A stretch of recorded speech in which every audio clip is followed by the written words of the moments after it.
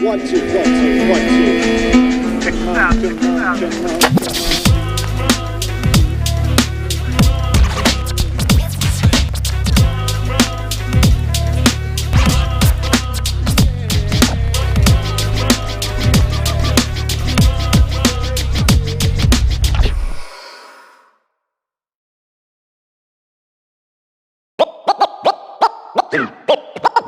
This is the Inkpulp Podcast. This is the Inkpulp Podcast. Comics,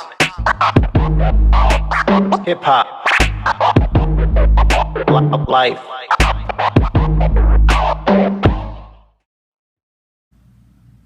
Hi. My name is Shawn Crystal. Welcome to DragonCon. And welcome to the Inkpulp Podcast.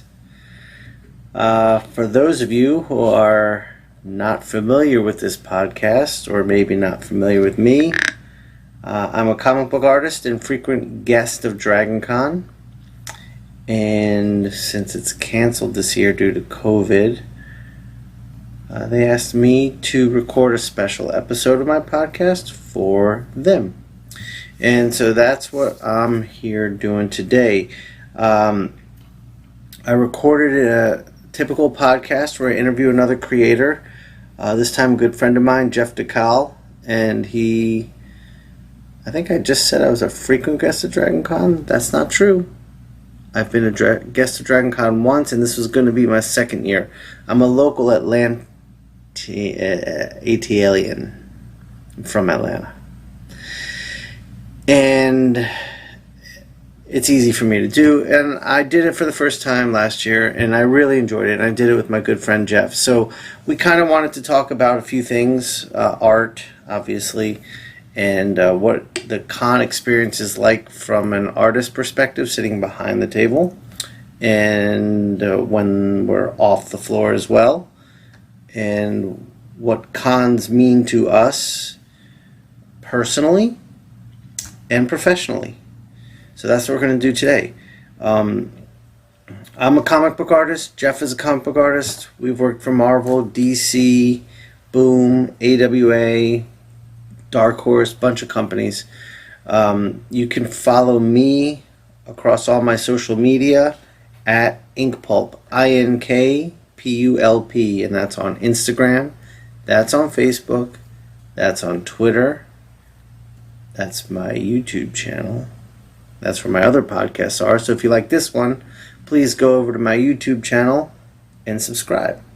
I'm also going to air this episode on my YouTube channel after the DragonCon premiere. So kind of bridge the gap between the two.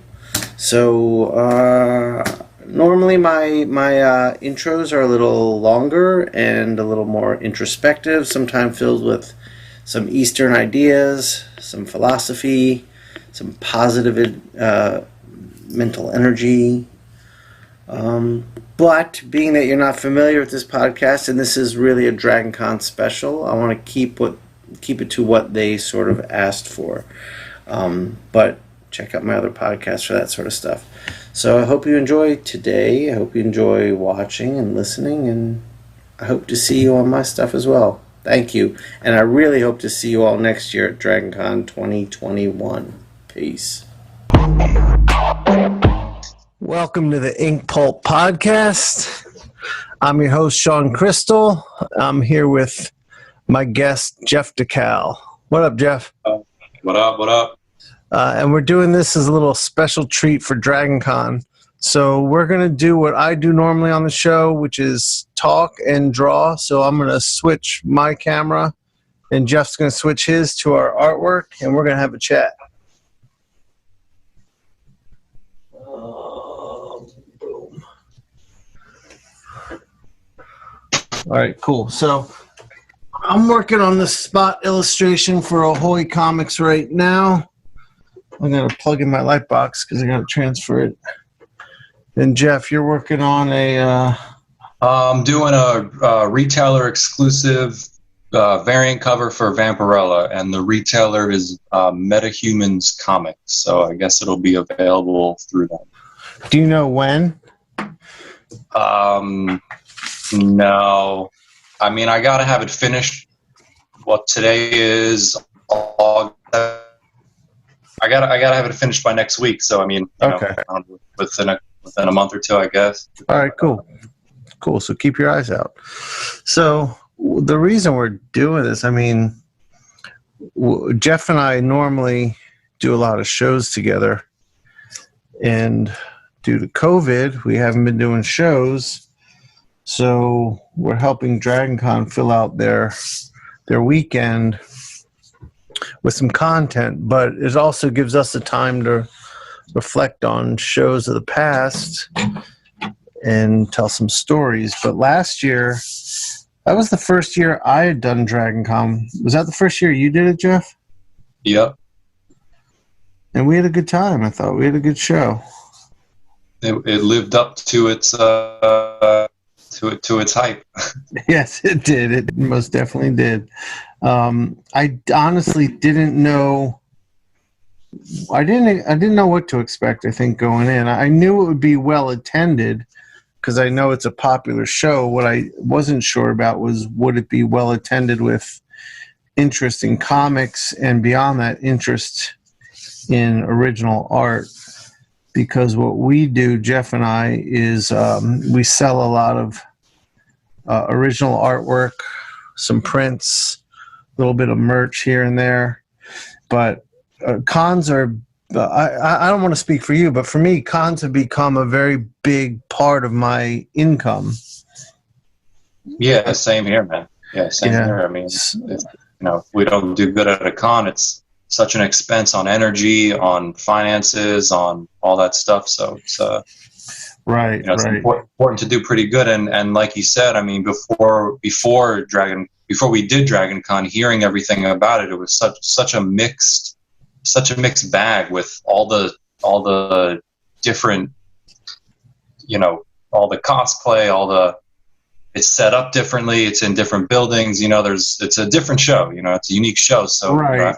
After hearing all that, I could probably speak for you as well. We didn't know what to expect and all that. But exactly. I mean, it was as good or better, as any big convention, at least for me. Yeah, for me too. I'll tell you a few things I liked about it. Well, what made it easy for me to do was, Jamie was very accommodating with you and I. He took care of the costs of hotel and stuff. So for me, I mean, I'm a local guy in Atlanta, so it wasn't much of a risk for me. But what I liked about it was the fact that they separated us comic book people into a different floor than the main floor. Yeah. Made it feel like a small show. But because there are so many people attending the convention in its entirety, it was a steady flow of new people traffic. Right, and something like that, it's easy for something like that to be hit or miss, Right. Because there's a certain percentage of people that know what they're doing, they know where they're going, they know what they want to see, but then there's a huge percentage of people that come that just kind of stumble upon the comic creators and all that stuff, and it's just and for guys like us, like I guess with the public, let's give the public a little bit of an inside look at what we do. So shows for us are partially about like meeting fans and signing books and that sort of stuff, but like we were saying earlier, it's a big part of our income. So a big part of the show is us taking on commissions, artwork that we will complete on the floor of the show during the weekend of the show, and selling art we've done for published jobs, like a cover or some interiors from a Marvel or DC or Boom or whatever company, a book for them. So when you get a lot of casual visitors, Jeff and I have been in the game a little bit, so we're not the cheapest guys out there. And I price my work, and I'm sure you could say the same about your work, I price it for what I feel it's worth, and I feel it's worth a good bit. So when you get a bunch of casual viewers, it's rare that translates to people investing in artwork like ours, but they did that weekend, and we did well. So, I guess for us, I think one of the surprising things people find out when you talk to them, because they think like, oh, you get to go to all these conventions, it's so fun, like how lucky you are. And it is a lot of fun, because outside of the convention, we get to see our friends. We do get to go out for some nice dinners and have a drink or two. But people like you and me, we're workers, so we don't party that hard. So, during the day at the show, we're grinding. Like, we're on the floor working, painting, drawing, meeting people, doing all that. And then at night, we'll blow off steam for like an hour. But this DragonCon in particular, you and I were so busy, we would go grab some dinner, come back to my room, and have like a bourbon while we continued to work until we went to bed. And then we got up early, got breakfast, got to the floor before they opened, and went right back at it. So it's cool we get to do all this, but it's definitely work. You still there, Jeff? Did I lose you? Yeah. Okay. Cool. Yeah, I'm just zoning out. I've been working on this piece for a long time, man. I've been trying to get this boot right forever, and now I'm trying to separate the value between I got the black dog behind the black boot, and I've set myself up with this challenge of how do I pop it out. And so right now I'm just trying to get the boot right, and now I'm going to put the speculars on the leather and do all that, and so. Don't you feel that like art is basically like all about problem solving? And then you make the problem, so it's like right. Yeah, it's like when you're thumbnailing, you're building your own coffin. Right, exactly. But that also, when you're in a groove and you're feeling confident, like you can tell, like, this is going to be a good problem to solve. I'm going to fucking this will look. I mean, that's the goal, to have your problems be your good problems, like that's right. That's what they say, when you're successful in whatever you're doing, it's always like, oh, good problems, or first world problem, whatever, so right. It's like if those are the problems you have, those are good problems. Absolutely. So how's it how are you doing with not having conventions, like personally and financially? Personally, I miss that.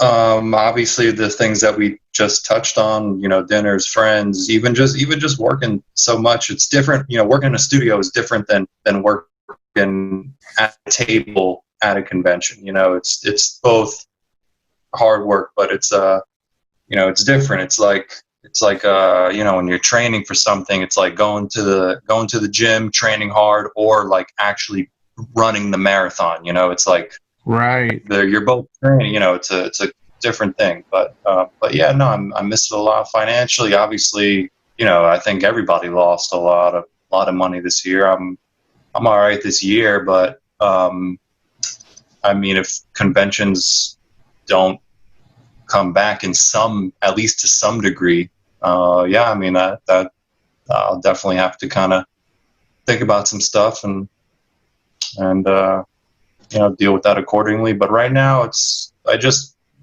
miss them right now. I'm not I don't want to project because we don't know what's going to happen in the future. Right.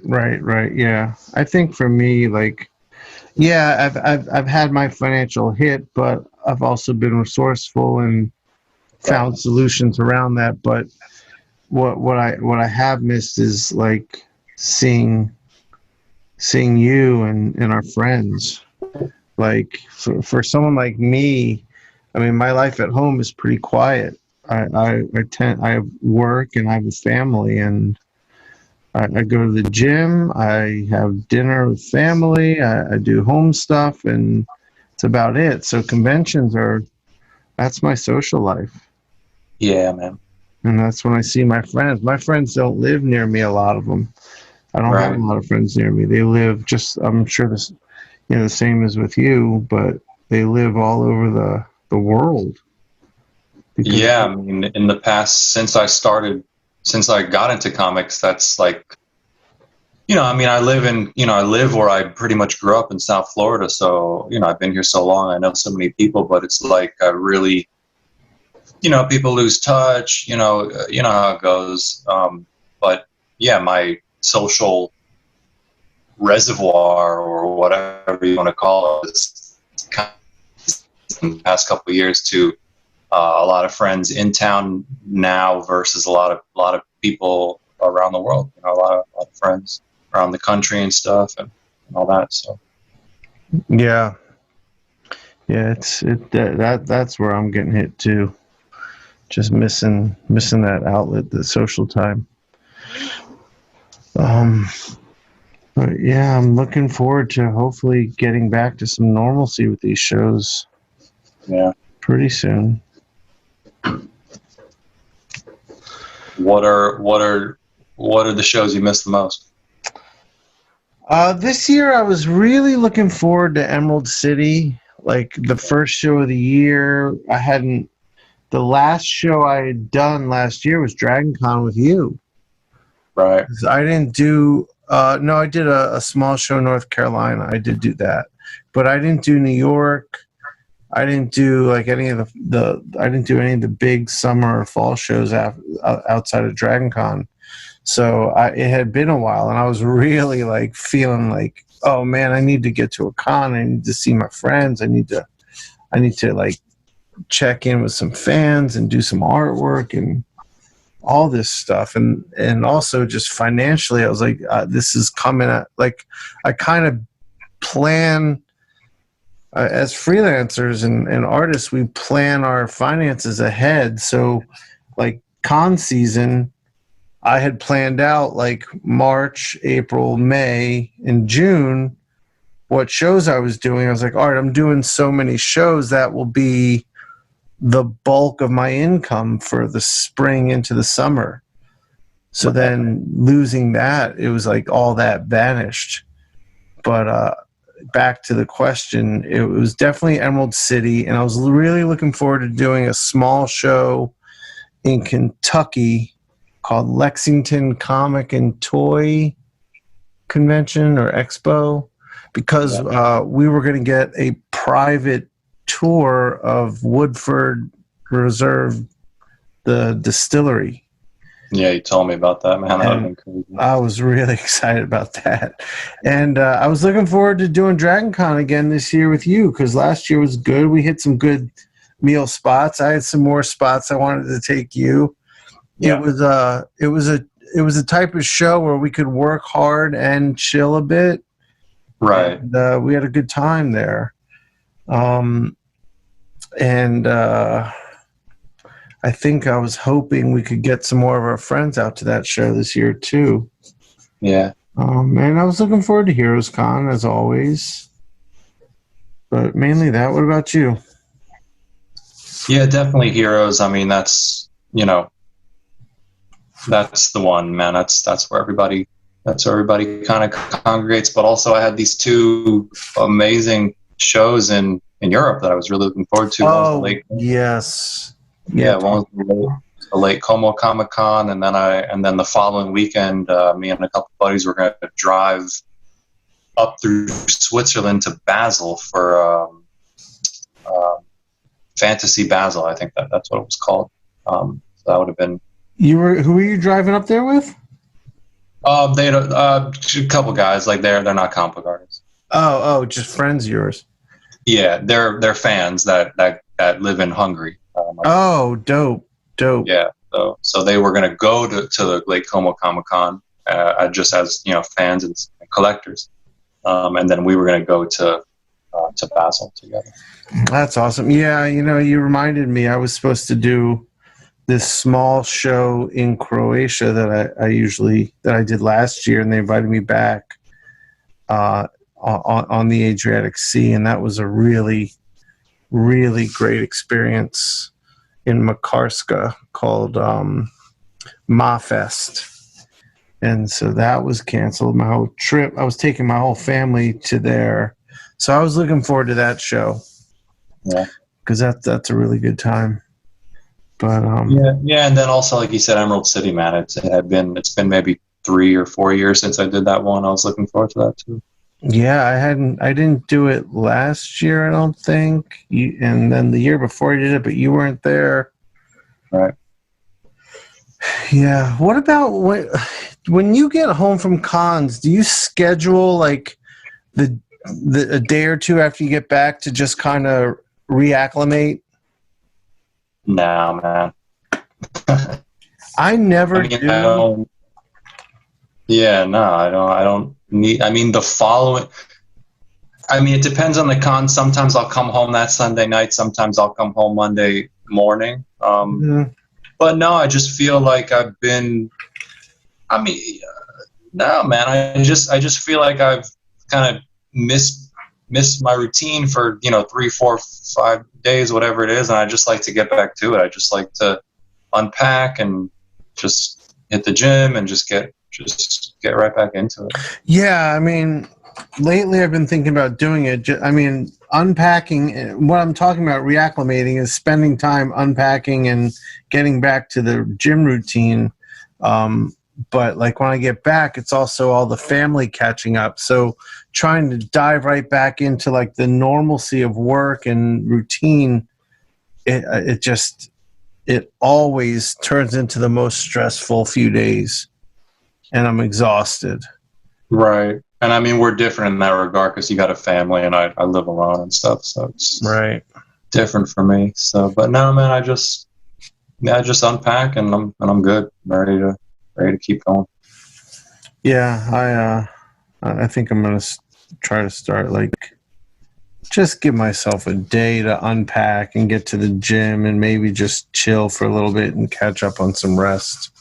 Right. Because I don't come home feeling rested. I mean, like we were talking about DragonCon, that show was a little different because I did get rest and we did get to bed at a decent time every night. But normally if I'm at a show with like Mateo, we're out.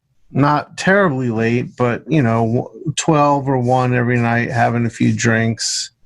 Nothing, right. And then we're up really early to get a workout in and get breakfast and get to the floor on time. So after a few days of that, I usually am kind of tired. Right. Yeah, it just depends on the con. But I'm trying to remember. I'm just trying to remember if there was a time where I just felt so shitty that I needed to take a break, and I don't really. I can't really recall. So. Man, when I was young, trying to break in, we would go so hard. Like we'd be out till easily 3 or 4 in the morning every night, partying with everyone, just hard. And like I remember San Diego, I'd come back, I'd need a good 3 days to just completely recalibrate. Yeah, I mean New York. I want to say that's the show that I would need that, but New York, I won't leave on Sunday night because everybody's still hanging out in New York. Right, I'll leave on Monday. And then I won't schedule my flight crazy early. I'll schedule my flight at like 11 or something. So I'll sleep and I'll get up and I'll do my thing and I'll rest at the airport on the plane, and I'm usually pretty good.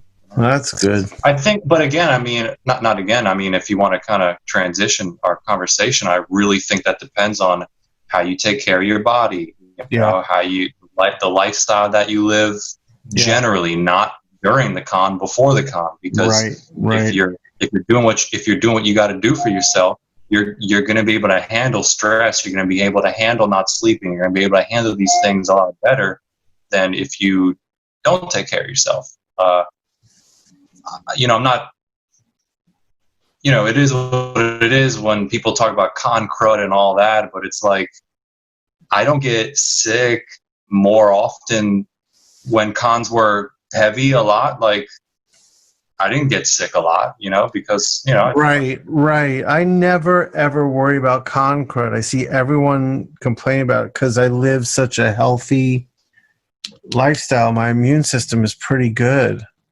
So I hardly ever get sick from a con. And you're right. And it's like this why is it you're not supposed to talk about being healthy? Like, it's almost like people get annoyed if you start talking about take care of yourself. Right. And when you get sick, I'm not talking about like breaking a bone or something like that. Obviously, I'm talking about more, disease and sickness. It's like, if you get sick a lot, or if you get sick, it's probably not because you were somewhere and you got sick. It's because, think about it. Like, let's just say, whatever, we do 10 cons a year. How many flights is that? How many handshakes is that? How many? Right.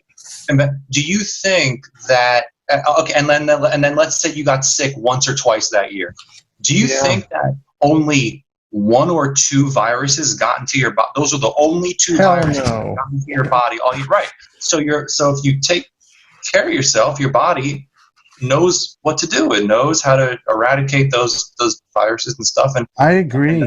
And then, that goes for like acute infections, like something that you come across in a place, you get from a person. But then we have, diseases that take years to develop. It's not because a lot of times it's not genetic. It can be, but it's not always genetic. It's because you haven't been taking care of yourself for an extended period of time, and now your body's telling you, hey man, like, this is what happened, Right. Yeah. Honestly, I can't remember. Like, I know every show we go to, like, you get home and you start to see it on social media. Everyone's complaining about being sick. I can't remember the last time I came home and got sick. Right.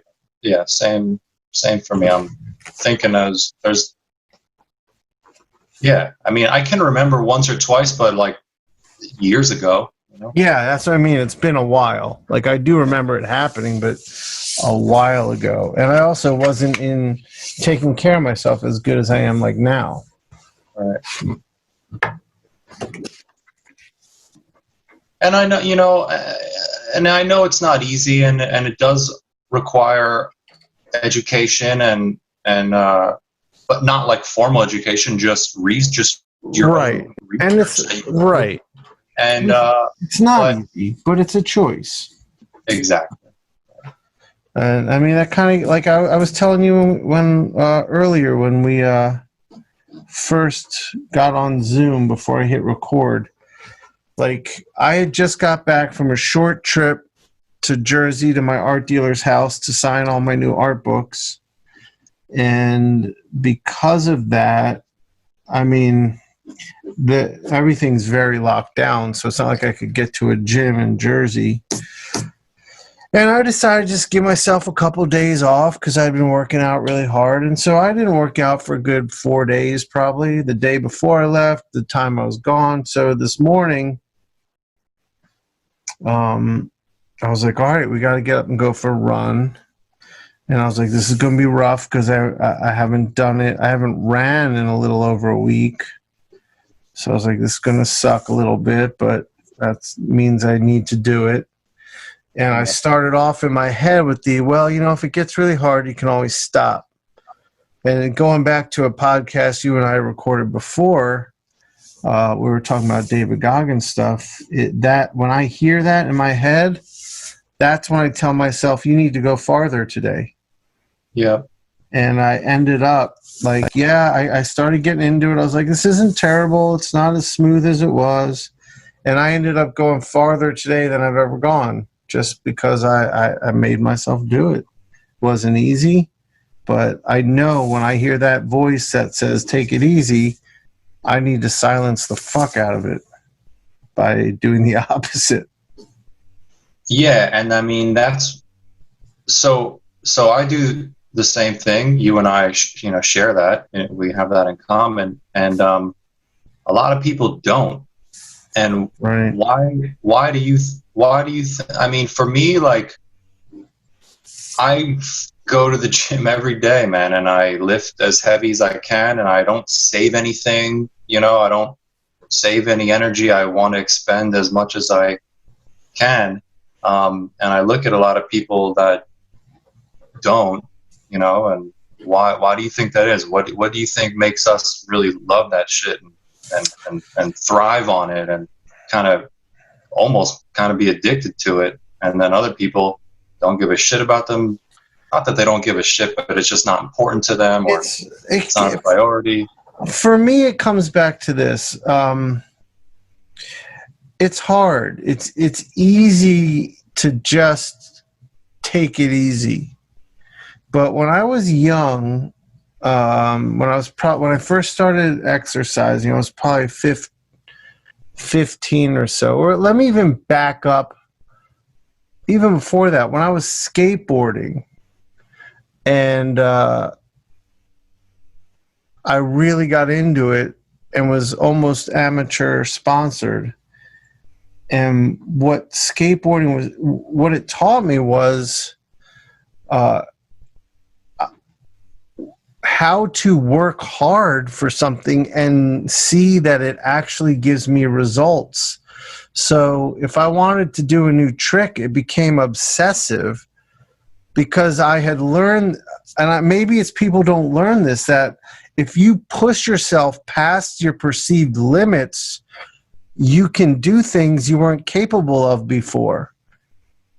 And that came true in my art, and that came true in my skateboarding. When I started lifting and exercising, I saw it there too, and it made me a very goal-focused person, to where I learned that lesson: work hard, push past the uncomfortable zone, because on the other side is a place you want to get to.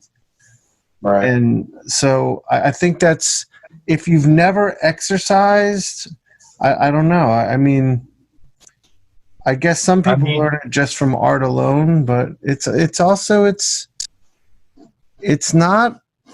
And this is a mistake I think people make. It's not like I go to the gym and I'm like, oh, this is so much fun, I'm having a blast. Right. It sucks. It sucks a lot sometimes. Yoga fucking sucks a lot sometimes. But like, the thing for me is, like, I want it to suck. I want want that. And if it,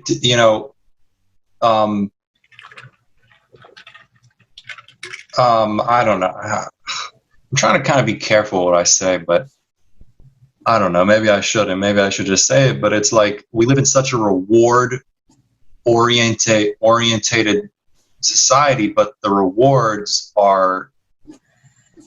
they're not really rewards. They're just comforts. It's like people have sort of mistaken rewards for just assumed, like, of course, every more, it's not like, people don't look at rewards as rewards, they just look at them as common. So it's like, if something isn't giving them that reward, then it's not normal or not common, and they kind of reject it. I don't even really I got to think about this more, but sometimes you got to really, you got to go through a lot of hard shit in order to get certain rewards. And then absolutely. This society that's kind of into is like instant gratification type shit. Like, where if you don't feel the reward right after you take the action, it's maybe people, maybe they're not like actively rejecting it, but they're just like conditioned to if there's no kind of immediate, and when I say immediate, I don't mean like instantaneous, I just mean like that day or that whatever. Or like, if they're not getting it then, if they're not getting it then this isn't for me, I don't want to do this, it's not giving me what I want, and then the next, and I don't know, man. I just feel like there's such merit in really developing something and really continuing on and having a practice, not just doing it for the goal. Having a practice, so understanding that there's like stages of reward, exactly, and they're not going to be equal, and pain is reward, but no, right. That's like a foreign concept a little bit sometimes, and I don't know, man. Then we can get psychological, and then it's like, because David Goggins, like, there's for sure like a masochistic element to that, like there's a pain punishment. Yeah, he pushes myself, right? And like I feel like not everybody lives a life or has had experiences in their life that mentality would kind of connect with them. Right. So they are automatically they sort of become exempt, not exempt, but like they become certain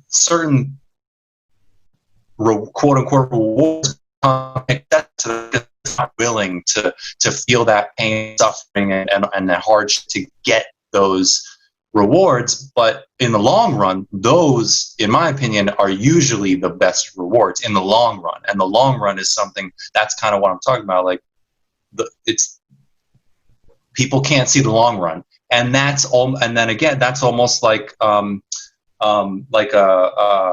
evolutionary thing where we evolved to just, if there's a tiger, run. If there's an apple, pick it and eat it. Right. These immediate actions. But it's like people need to adapt to the time. They don't need to do anything. They can do whatever they want. But in my opinion, I think people should adapt to the times. And obviously now we have all this planning and all this time to reflect and all this time of ease that I think people are just misdirected a lot. In my opinion, all the things they do is working for them, great, but just with the stuff we're talking about. I feel like the rewards and the lessons are in the suffering. It's not like achieving the goal. Like my goal is to bench press 210 pounds. The reward isn't the day you bench that 210 pounds. The reward is all the lessons you learn that get you to there, because you can then apply those to the next goal. It's really having that mentality of this is a journey and not a destination. Right. And to bench that weight, again, it's going to take months. It's going to take that long. So like, and it's just a step, because after you do that, you're going to set a new goal. Right. And I mean that's a continue that practice for months. It's not easy. It doesn't like feel good. No, right. It's work. You might get injured. It's hard work. But then when you get that, that's discipline. And I'm this. I say this to people all the time. This concept of discipline is contagious. It's contagious throughout all these different aspects of your life. If you get off the treadmill a minute early, if you do a couple less sets at the whatever it is when you're exercising, if you just kind of say, nah, it doesn't matter, it's only a minute, it's only this, I'm just gonna have an extra slice of pizza, an extra cookie, whatever, man. Like, and you give in. You're going to give in other aspects of your life as well, and it's going to bleed over, and it's just it's all just going to become harder for you to achieve the things that you want to achieve, because and you're not even going to realize that it's because you lack discipline in this completely different part of your life, Yes, and then you can take that mentality of like, oh, let me get off the treadmill 10 seconds early, and you can flip that, because that's what I did today. I was like, you know what? Because you had that thought to stop the run a little early, today you're going to push the run a little farther. Right. So it's just as easy. It really is. It doesn't take a lot more effort to go a little further than it does to stop a little short. Right. And then All in your head. And it's also priorities, and it's also what you're attracted to. That's kind of why I asked you, like, what do you think it is about us and people who do love Goggins and stuff like that? Like, because that's like, we're attracted to that. We're attracted to that mentality. We're attracted to that stuff. Like I love those stories of like just the fucking lone warrior doing impossible shit. Like, I love that. Yeah. You know, like I love that. And like, so, but some people, they don't care about that. You know? Yeah. I mean, it's probably a personality thing. I'm sure that's part of it. I also think like being an artist, there's a lot of similar lessons in that, because we've got to put in so much time and struggle and effort to get better.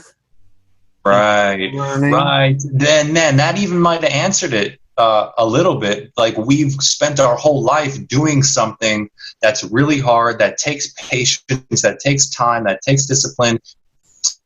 So that's where we're at with that. Like, like that's what we're attracted to is things that are similar to that. Yeah. Yeah, that could totally be it. It's just, but you know, there are plenty of artists who are not right like that as well. So yeah. But then again, I guess if you look at their art, like we know artists, very successful ones, who's, you know, we can look at their art and say that they're not really challenging themselves, and that's fine. They found success and they're happy doing what they're doing. But that's not you, and that's not me. I mean, I want to constantly challenge myself to get better and be better and grow and learn. Yeah, I agree, man. So. Yeah, I was just listening to this podcast, and this guy, he had a son or whatever, you know, as the host of the podcast, and he has a son, and his son, you know, the son's like 4 or 5 years old, and the son, he did like, you know, a little drawing or whatever, and the son was like, oh, let's put it on the refrigerator. But he did it real quick. It wasn't, you know, it wasn't. And the guy was like, no, how long did you take on that? And the son was like, oh yeah, I just did it. He's like, no, he's like, that's not refrigerator quality, you know. That's awesome. You didn't put your. So I love that, man. Just teaching this child young to that, you know, not everything is good. You got to work for the reward. You know? Yes. I mean, oh my God. And that might answer your question too, because I don't think kids are being raised like that much anymore. Right. You know, it's funny. I was just texting with my daughter because she's got her driver's ed test coming up, and she has to get it done by September 5th. And I scheduled 2 appointments. She's like, why'd you do that? Because, I mean, I know right now she's not ready to pass it. Oh, so right. I said I made 2 appointments. In case you didn't pass one, we're covered. And she's like, you don't think I'm going to pass? I said, if you work hard, because she's close. I said, if you work hard for the next week and get ready for the test, I think you'll pass no problem. But I'm not going to say you're just going to pass. You've got to put in the work. And so we'll see. Right. But yeah, I mean, you hear all these stories of like, you know, what like children of rich people, like they're fuck ups, like, you know, they don't amount to much because they're given everything when they're young. Yeah. And again, I mean, this conversation, like, there's so much gray area. Yeah, there's nuance to everything. There's so right. So I don't want to get into I don't know, I'm not saying that's for everybody, but you know, just if, you know, if we're just analyzing it, you know, there's certain formulas that. Right, you know, we're hypothesizing. Right. And which is important. We're talking and guessing, and right. We also are living in a culture where people are afraid to speak their truth. Right. So I think it's good we are.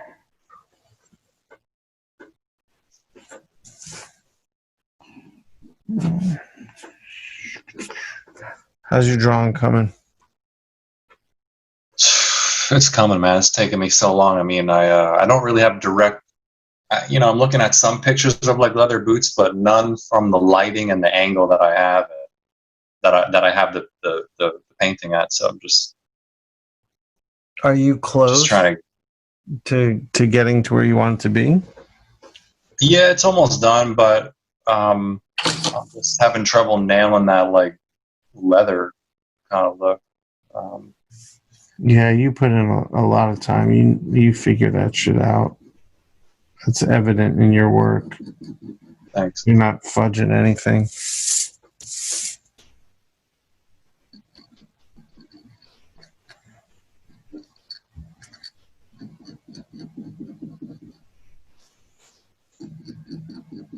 Did you ever, or have you ever come close to like suffering from burnout?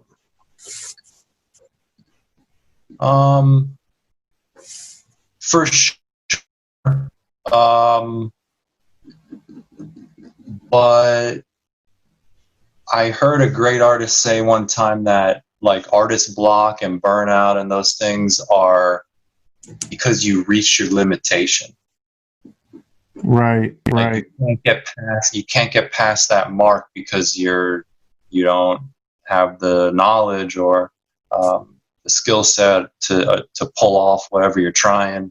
I think that's true, man. Like, Yeah, I could definitely see that. And that gets back to like how much time are you as an artist putting into learning and like getting to what you're talking about. The boot is you're studying and learning, and that's informing you on how to do it better. yeah, like I know where the light's coming from. I know more or less how leather acts, and I keep putting the speculars in, but I just keep not liking it, So what does that mean? Maybe I've reached my limitation of knowledge for leather boots, and I gotta reassess. Maybe you're trying to recreate something that you've done too much, and it's time to have a fresh perspective on it. Right, and then also I just thought, I'm painting realistically, so that's annoying, man. Like I want a balance of kind of realism and like kind of stylized abstract kind of stuff. So it's like the anatomy, the legs are like very realistic, but now the boot I want to be these like flat, exaggerated, elongated shapes, but I also want them to look like boots and I want them to look like leather. So there's this like back and forth of these two things I'm trying to pull off, and Right. I just haven't balanced it yet. I don't think. I just got to keep looking for that balance of those two things. And again, going back to giving us our own problems, it's like that's hard as fuck to balance like very realistic anatomy versus flat, abstract, elongated, stylized. Dude, that's the whole trick, man. That's like that. Like for me, that's everything. Like creating these geometric, boxy shapes of anatomy and then trying to render them realistically. Like, yeah, that's the game. Right, and that makes me remember. I'm like 99%. No, you were there. We were talking about Mateo. We were talking about Mateo and how his style is very cartoony, comic, exaggerated, and then there was, it was being colored in a way that was making his characters like too real, and then it was like taking away because his characters are so stylized that you can't paint them realistically, or else they don't look right. So like that balance, like there wasn't a good balance like in that situation. Yes, yeah, you're bringing too much of our world into the world of Mateo, and it's like disrupting the magic of Mateo. Right. It's funny how we all have in our head as artists, like there's a vision that we're trying to stay true to. So while we're learning, like I don't know about you, but for me, whenever I'm learning, I'm like trying to understand the lesson and how it applies to what I'm trying to do, not just reproduce the lesson. Right. Yeah. That's always been the trick for me.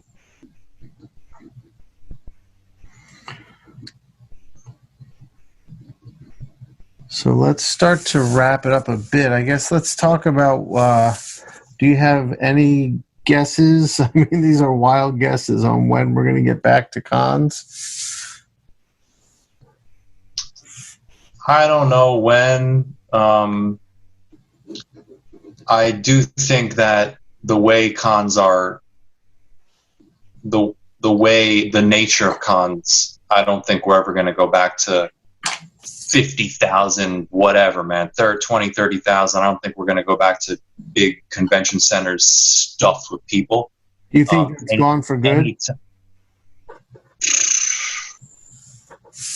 I don't know. I can't say for good because, you can never say never. Right. But is that what you're saying? I guess is what I'm asking. But I just think that if they're going to start up again, in a different way. Yeah. I think there's a lot of ways that we can get creative with that. I mean, certain climates we can do smaller outdoor shows. Right. That'd be so nice. Tented shows with ventilated tents, whatever. Limited number of tickets. I mean that's what the Como show, that Lake Como show, they would only sell a certain amount of tickets. I think I had an idea. Sorry, go ahead. I'll explain after. What were you saying? Yeah, I just think things like that need to be taken account of. And then also, honestly, with that being said, I don't think these giant stuffing people in convention center style conventions should go on anytime soon. But with that being said, there's got to be an element of at your own risk, and there's none of that. It's always like protect yourself because you could give it to someone else or whatever. And it's like, okay, I agree to it. I agree to a degree, right. But I disagree to a degree. And that kind of goes back with what I was saying about taking care of yourself. Right. And all that. And, well, we also live in it's touchy. And then again, it goes back to nuance, it's like, right.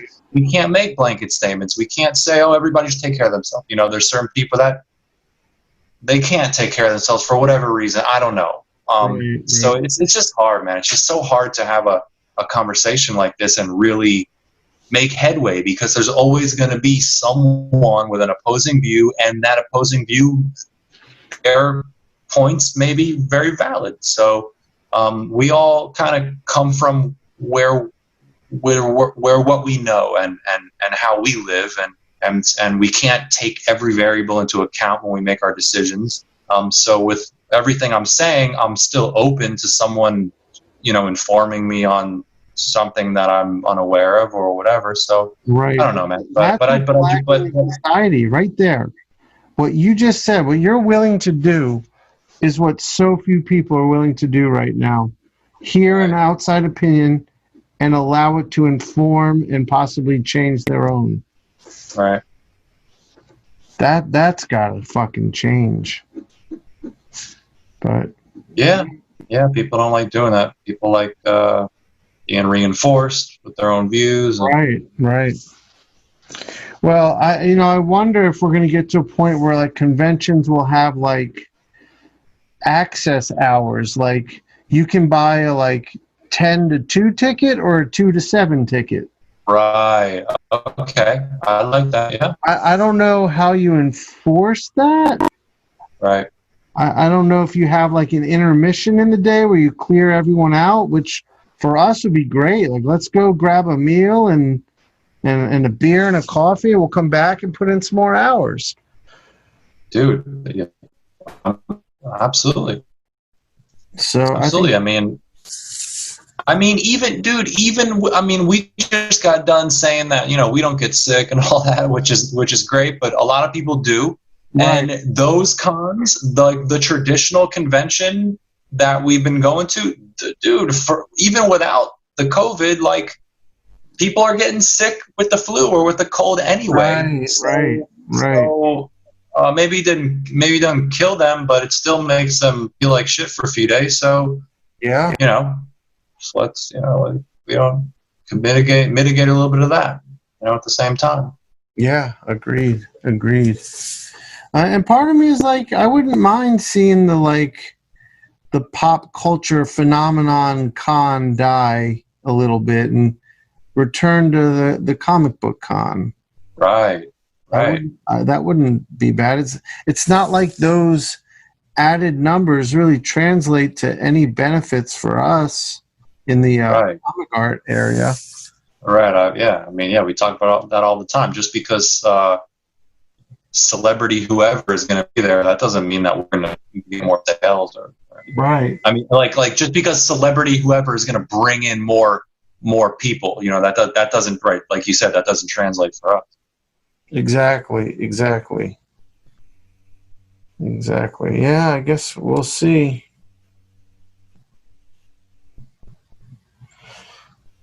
We will see.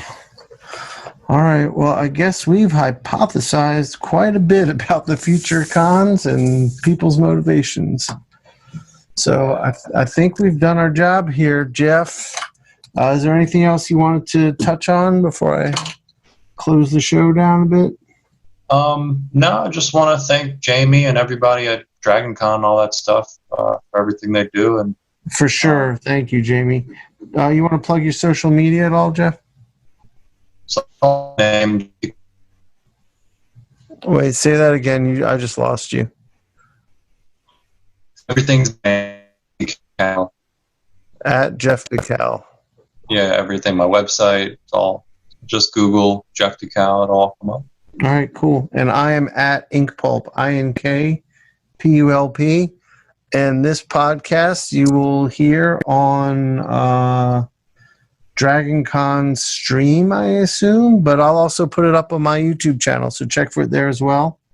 And thank you for listening. Thanks for doing this, Jeff. Yep. All right, I'm going to hit stop.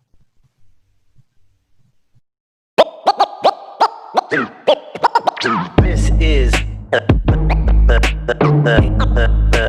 Inkpulp Podcast. This is the Inkpulp Podcast. Comics,